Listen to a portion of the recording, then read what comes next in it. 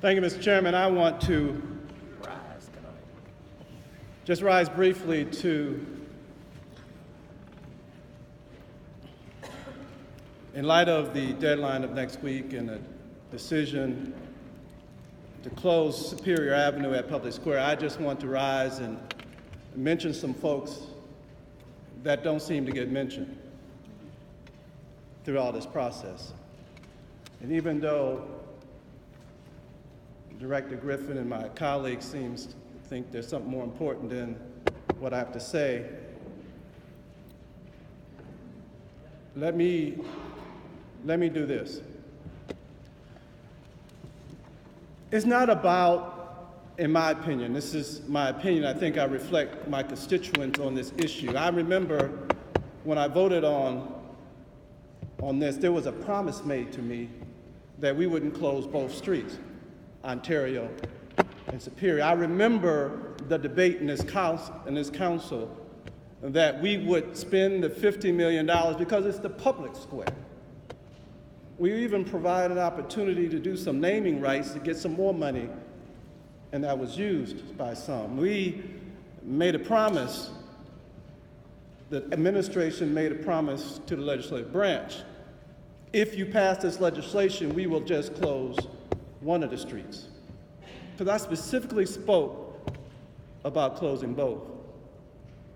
We will stop the cars, but we will make sure that the transit goes through. And they even put in the plans the RTA access, even put in some nice glass shelters. They were ready to fulfill the promise they made to the 17 elected officials of the council and the people of Cleveland through us, but then the RNC was coming close. Is there something in this meeting that I am boring some folks? Sometimes we forget that this is our meeting. Y'all have y'all meeting on Wednesdays morning. I remember council when we were respected by the administration, when I sat over there in those big, comfortable chairs. So if it doesn't mind, I only get 4 minutes.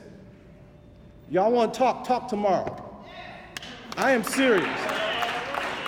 I got a minute left. Let me just make it clear. I represent people. I got elected to represent some folks. Whether y'all want to hear it or not, you want to walk out on me again, that's fine. But let me say this. RTA riders are being missed in this discussion. Majority of them are poor folks trying to work. Don't get mentioned. I looked at the news conference. Not one time did this mayor or anybody else mention the RTA riders who have to get in and get out. Not one time have they mentioned we might have a bomb, so we going to keep it closed. We might have problems with children crossing the street. It's a public square. Majority poor, working class, black, need to get to work, need to get from school. Somebody needs to start talking about them before we keep talking about why we keep it closed. Now we got the results of RTA studies and they say keep it open. Open the square, quit being stubborn, treat these people right, and give them exactly what they deserve, access to their own square.